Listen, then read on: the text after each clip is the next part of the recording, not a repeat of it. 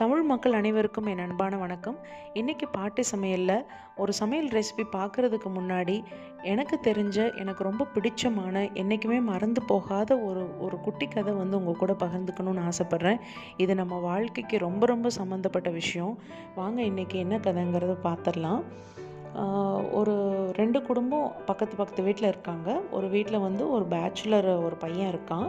அவன் ஒரு கம்பெனிக்கு வேலைக்கு போயிட்டுருக்கான். இன்னும் பக்கத்து வீட்டில் ஒரு வயசானவர் ஒருத்தர் இருக்கார்.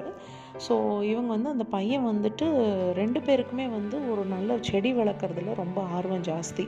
ஸோ அதனால் இவங்க 2 பேருமே கார்டன் மாதிரிலாம் வச்சு அதை இது பண்ணி பராமரிச்சுட்டு வருவாங்க. அப்போது ஒரு தடவை ஒரு பையன் ரோட்டில் செடி விற்றுட்டு போகிறான். 2 பேருமே ஆளுக்கு ஒரு செடி வாங்குறாங்க. அதை நட்டு வச்சு பராமரிச்சுட்டு வராங்க. ஒரு கட்டத்தில் அந்த செடி நல்லா வளர்ந்து பெரிய மரம் ஆயிடுது. ஒரு நாள் ஒரு பெரிய புயல் அடிக்குது. அந்த புயலில் பலமான காற்றடிச்சதில் அந்த தாத்தா வீட்டு மரம் கீழே சாஞ்சிருது. இந்த பையனோட வீட்டு மரம் சாயவே இல்லை.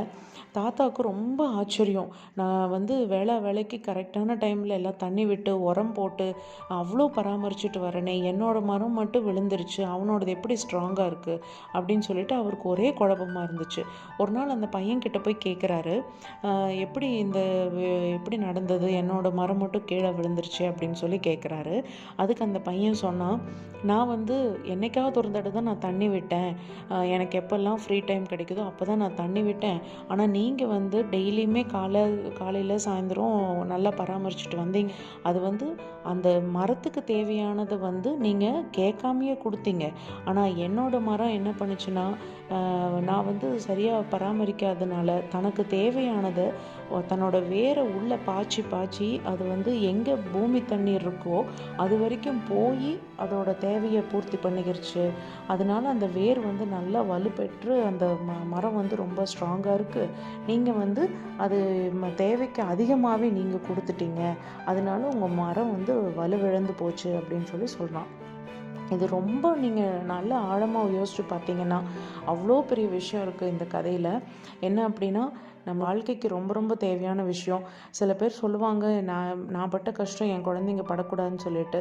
அது ரொம்ப ரொம்ப தப்பான விஷயம்னு நான் நினைக்கிறேன்.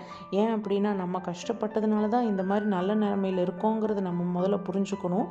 அவங்க நாளைக்கு அவங்க குடும்பத்தை பராமரிக்கிறப்போ, என் சின்ன வயசில் எனக்கு எல்லாமே கிடைச்சிது, நான் ஏன் இவ்வளோ கஷ்டப்படணும் இப்போது அப்படிங்கிற மாதிரி அவங்க தன்னம்பிக்கை இழந்துருவாங்க.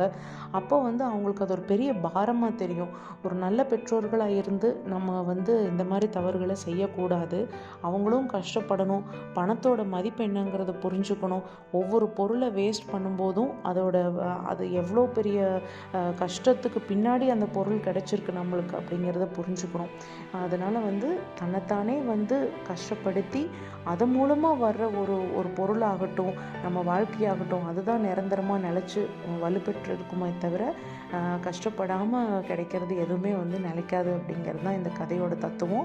கண்டிப்பாக இது உங்களுக்கு பயனுள்ள ஒரு கதையாக இருக்கும்னு நான் நம்புகிறேன்.